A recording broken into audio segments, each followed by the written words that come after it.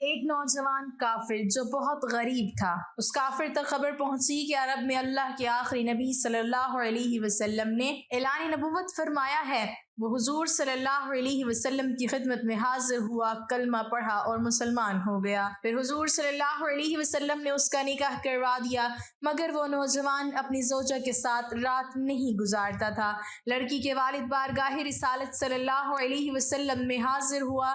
آپ صلی اللہ علیہ وسلم نے اس نوجوان کو بلایا اور پوچھا، تم کیوں اپنی زوجہ کے قریب نہیں جاتے؟ تو پھر اس نوجوان نے کہا، بسم اللہ الرحمن الرحیم۔ حضرت عمر بن حزم اور حضرت معاذ بن جبل بھی بہت نوعمر صحابہ تھے۔ انہیں تین کے اہم صوبے کا اعلیٰ ترتیب گورنر اور انسپکٹر جنرل تعلیم بنایا گیا۔ حضرت معاذ رضی اللہ تعالیٰ عنہ کے متعلق مورخ طبری نے لکھا ہے کہ ان کا یہ کام تھا کہ گاؤں گاؤں اور ضلع ضلع دورہ کریں اور وہاں تعلیم کی نگرانی اور بندوبست کریں۔ حضرت صلی اللہ علیہ وسلم نے ذاتی صلاحیتیں دیکھ کر مختلف نوجوانوں کو ایک فنی تخصیص کا موقع دیا۔ چنانچہ حضرت زید بن ثابت رضی اللہ تعالیٰ عنہ حساب کے بھی ماہر تھے، اس لیے انہیں تقسیم ترکہ کے ریاضتی فن کا امام قرار دیا۔ کسی کو فن تجوید اور قرأت کا ماہر، کسی کو عام مسائل اور فقہ کا مستند عالم قرار دیا، اور حکم دیا کہ جس کسی کو ان فنون کے متعلق کچھ پوچھنا ہو تو ان ماہرین سے پوچھ لے۔ حضرت صلی اللہ علیہ وسلم کے مشیران خاص بھی اکثر نوجوان تھے۔ ایک حضرت ابوبکر رضی اللہ تعالیٰ عنہ کو چھوڑ کر، جو حضرت صلی اللہ علیہ وسلم کے تقریباً ہم عمر تھے، باقی تمام اکابر صحابہ، حضرت عمر، حضرت عثمان، حضرت عبد الرحمن بن عوف، حضرت ابن مسعود، حضرت سعد بن ابی وقاص، حضرت ابن الجراح، سب ہجرت کے وقت نوعمر تھے۔ حضرت ابن عمر، حضرت ابن عباس، حضرت زید بن ثابت وغیرہ تو محض بچے تھے۔ حضرت صلی اللہ علیہ وسلم حسب احکام قرآن ہر امر میں مشورہ فرمایا کرتے تھے، جس کا منشا نوجوانوں کی تربیت تھا۔ وہ واقعات اور گتھیوں سے واقف ہوتے اور حضرت صلی اللہ علیہ وسلم کے فیصلے کو آخر میں سنتے اور اس طرح آئندہ اہم کاموں کے لیے تیار ہو جاتے۔ حضرت ابو ہریرہ رضی اللہ تعالیٰ عنہ کی روایت ہے، میں نے رسول اللہ صلی اللہ علیہ وسلم سے بڑھ کر کسی شخص کو اپنے ساتھیوں سے مشورہ کرتے نہ پایا۔ امام شافعی نے حسن بصری رحمۃ اللہ علیہ کا قول نقل کیا ہے اور یہ بھی کہا ہے کہ حضرت صلی اللہ علیہ وسلم مشورے سے مستغنی تھے، لیکن حضور صلی اللہ علیہ وسلم کا منشا یہ تھا کہ اپنے بعد آنے والے حاکموں کے لیے ایک سنت چھوڑ جائیں۔ مدینہ ہجرت کر کے آتے ہی حضرت صلی اللہ علیہ وسلم نے اپنے گھر کے سامنے ایک چبوترا بنوا دیا جس پر سائبان بھی تھا، اسے صفا کہتے تھے۔ رات کو دارالاقامہ اور بورڈنگ، یہاں اعلیٰ تعلیم تو خود رسول کریم صلی اللہ علیہ وسلم دیا کرتے تھے،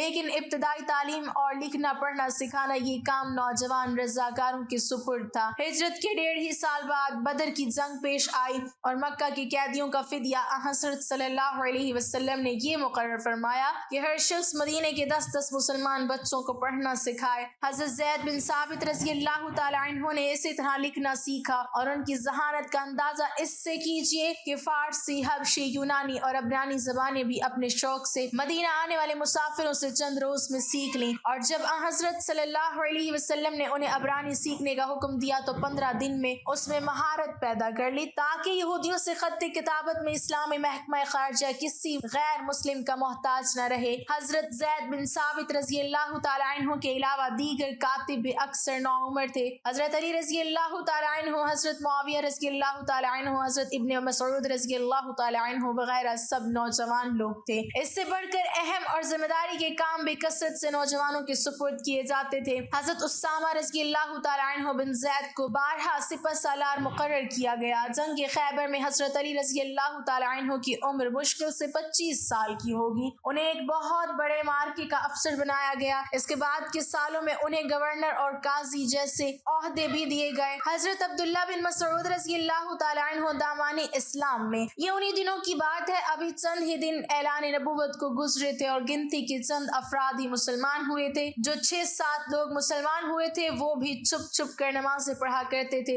ایسا ہی کوئی دن تھا، حضرت عبداللہ بن مسعود رضی اللہ تعالیٰ عنہ اس دن کا واقعہ بیان کرتے ہیں کہ میں ایک نوجوان لڑکا تھا اور عقبہ بن ابی معیط کی بکریاں چرایا کرتا تھا۔ ایک دن میں بکریاں چرا رہا تھا کہ رسول اللہ صلی اللہ علیہ وسلم اور ابوبکر صدیق رضی اللہ تعالیٰ عنہ کا ادھر سے گزر ہوا۔ وہ میرے پاس آئے اور کہنے لگی، اے لڑکے، کیا تمہارے پاس کچھ دودھ پینے کے لیے ہے؟ ہے؟ میں نے عرض کیا میرے پاس یہ بکریاں امانت ہیں، میں آپ لوگوں کو دودھ نہیں پلا سکتا۔ رسول اللہ صلی اللہ علیہ وسلم نے ارشاد فرمایا کیا تمہارے پاس کوئی ایسی بکری بھی ہے جس نے ابھی بچہ نہیں جنا؟ میں نے عرض کیا جی ہے۔ فرمایا اسے لے کر ہمارے پاس آؤ۔ میں نے ایسی بکری پیش کر دی۔ حضرت ابوبکر صدیق رضی اللہ تعالیٰ عنہ نے اسے باندھ دیا اور حضور صلی اللہ علیہ وسلم نے اس کے تھنوں پر ہاتھ لگا کر دعا فرمائی، بکری کے تھن دودھ سے بھر گئے۔ حضرت ابوبکر رضی اللہ تعالیٰ عنہ کہیں سے پیالے جیسا ایک پتھر اٹھا کر لائے، اس میں بکری کا دودھ نکالا۔ پہلے آپ صلی اللہ علیہ وسلم نے دودھ پیا، پھر ابوبکر رضی اللہ تعالیٰ عنہ نے پیا، پھر میں نے پیا۔ اس کے بعد رسول اللہ صلی اللہ علیہ وسلم نے بکری کے تھن سے مخاطب ہو کر فرمایا اے تھن سکڑ جا۔ وہ تھن ایسے ہی ہو گئے جیسے تھے۔ اس واقعے کے بعد میں رسول اللہ صلی اللہ علیہ وسلم کی خدمت میں حاضر ہوا اور عرض کیا کہ مجھے بھی یہ اچھی بات یعنی قرآن سکھلا دیجئے۔ آپ صلی اللہ علیہ وسلم نے ارشاد فرمایا کہ تم ایک سیکھے سکھلائے لڑکے ہو۔ چنانچہ میں نے رسول اللہ صلی اللہ علیہ وسلم کی زبان مبارک سے سن کر قرآن کریم کی 70 صورتیں یاد کی جن میں میرا کوئی ثانی نہیں تھا۔ حدیث شریف میں ایک دوسرے شخص کا واقعہ بھی آتا ہے۔ کفر و اسلام کی جنگ جاری ہے، اس دوران ایک کافر شخص حضور صلی اللہ علیہ وسلم کی خدمت میں حاضر ہو کر عرض کرتا ہے حضور اگر میں مسلمان ہو جاؤں تو کیا مجھے جنت مل جائے گی؟ فرمایا ہاں۔ چنانچہ اس شخص نے کلمہ پڑھ لیا اور جہاد میں شریک ہو گیا، پھر وہ لڑتے لڑتے شہادت کے مرتبے پر فائز ہو گیا، حالانکہ ابھی تک اس نے کوئی نماز پڑھی تھی، نہ روزہ رکھا تھا اور نہ کوئی دوسرا عمل کیا تھا۔ حضور صلی اللہ علیہ وسلم نے اس کے متعلق فرمایا عملا قلیلا واجرا کثیرا، اس شخص نے عمل تو تھوڑا کیا مگر اسے اجر بہت زیادہ مل گیا۔ ایسے ہی لوگوں کے چھوٹے چھوٹے اعمال بڑے بڑے گناہوں کا کفارہ بن جائیں گے اور وزن میں بھاری ہو جائیں گے۔ حضرت عبداللہ ابن عباس رضی اللہ تعالیٰ عنہ فرماتے ہیں ایک نوجوان یمن کا رہنے والا تھا، مشرک تھا اور بہت غریب بھی تھا۔ اس کی زندگی کا ساز و سامان صرف بدن ڈھانپنے کے لیے کپڑے تھے۔ دن کا وقت درختوں کے سائے میں پناہ لیتا اور رات ہوتی تو کسی پتھر کی اوٹ میں جا کر رات بسر کر لیتا۔ اس نوجوان تک خبر پہنچی کہ عرب میں اللہ کے آخری نبی حضرت محمد عربی صلی اللہ علیہ وسلم نے اعلان نبوت فرمایا ہے۔ اس کے دل میں شوق پیدا ہوا، نوجوان تھا، جسم میں طاقت تھی، چنانچہ پیدل ہی سفر کرتے ہوئے مدینہ منورہ پہنچ گیا۔ حضرت محمد مصطفیٰ صلی اللہ علیہ وسلم کی خدمت باسعادت میں حاضر ہوا، کلمہ پڑھا اور صحابہ اکرام رضوان اللہ علیہم اجمعین کی صف میں شامل ہو گیا۔ نبی اکرم نور مجسم صلی اللہ علیہ وسلم نے انہیں اہل صفا میں شامل فرمایا۔ مسجد نبوی شریف میں ایک چبوترا تھا جسے صفا کہتے ہیں۔ دور دراز سے ہجرت کر کے آنے والے غریب صحابہ اکرام علیہم رضوان اس چبوترے پر رہتے اور دن رات حضرت محمد مصطفیٰ صلی اللہ علیہ وسلم سے علم دین سیکھتے اور ذکر و فکر میں مشغول رہا کرتے تھے۔ چنانچہ یہ یمنی صحابی بھی اہل صفا کے ساتھ مل گئے، حضور صلی اللہ علیہ وسلم کی خدمت میں حاضر رہ کر علم دین سیکھا کرتے۔ کچھ ہی عرصے میں انہوں نے قرآن کریم کی مکمل 4 صورتیں سیکھ لیں۔ ایک دن یہ حاضر دربار ہوئے اور عرض کیا یا رسول اللہ صلی اللہ علیہ وسلم میرا نکاح کروا دیجئے۔ آپ صلی اللہ علیہ وسلم نے فرمایا کیا تمہارے پاس مال ہے؟ عرض کیا یا رسول اللہ صلی اللہ علیہ وسلم مجھے قرآن کریم کی 4 صورتیں یاد ہیں اور آپ ہی کا ارشاد ہے قرآن مل جائے تو کوئی فاقہ نہیں رہتا۔ حضور اقدس صلی اللہ علیہ وسلم نے خوش ہو کر فرمایا تم نے سچ کہا۔ پھر آپ صلی اللہ علیہ وسلم نے انہیں قبیلہ بنو سلمہ کے ایک گھر نکاح کا پیغام دے کر بھیجا۔ یہ وہاں پہنچے اور آپ صلی اللہ علیہ وسلم کے بتائے ہوئے طریقے کے مطابق لڑکی کے والد تک پیغام پہنچایا۔ یہ لڑکی کے والد بھی صحابی تھے، لہٰذا پیغام مصطفیٰ صلی اللہ علیہ وسلم سن کر فوراً کہا میں نے سنا اور اطاعت کی۔ ان صحابی رضی اللہ تعالیٰ عنہ نے پیغام مصطفیٰ صلی اللہ علیہ وسلم سنا، اپنی بیٹی کو ساتھ لیا، بارگاہ رسالت صلی اللہ علیہ وسلم میں حاضر ہوئے اور اس یمنی صحابی رضی اللہ تعالیٰ عنہ کے ساتھ اپنی بیٹی کا نکاح کر دیا۔ اب نبی اکرم نور مجسم صلی اللہ علیہ وسلم نے لڑکی کے والد کو رخصتی کی تیاری کا حکم دیا۔ حکم عالی پر فوراً عمل کیا گیا۔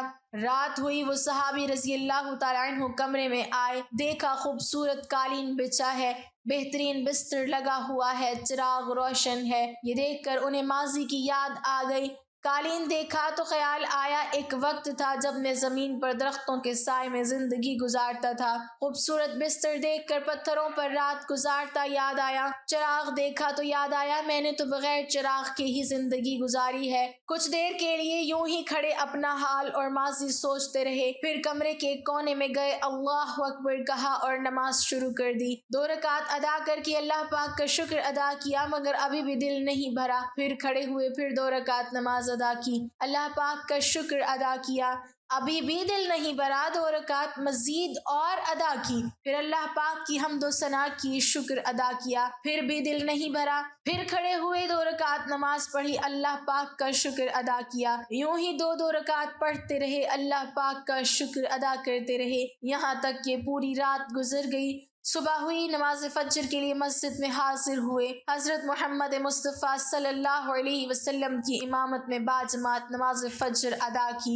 روزانہ مسجد ہی میں رہا کرتے تھے، آج بھی فجر نماز پڑھ کر مسجد ہی میں بیٹھ گئے، علم دین سیکھتے رہے، فجر سے ظہر، ظہر سے عصر، عصر سے مغرب، مغرب سے عشاء تک مسجد ہی میں رہے، 5 نمازیں باجماعت ادا کی، عشاء کے بعد گھر واپس آئے، جیسے ہی کمرے میں داخل ہوئے سامنے وہی قالین، اسی طرح بستر لگا ہے، چراغ جل رہا ہے، اب پھر ماضی کی یاد آ گئی، آج بھی کمرے کے ایک کونے میں گئے، 2 رکعت نماز ادا کی، اللہ پاک کا شکر ادا کیا، اتنے شکر سے دل نہیں بھرا، 2 رکعت مزید پڑھی، یوں ہی نماز پڑھتے گئے، شکر ادا کرتے گئے، کرتے کرتے آج بھی رات یوں ہی گزر گئی۔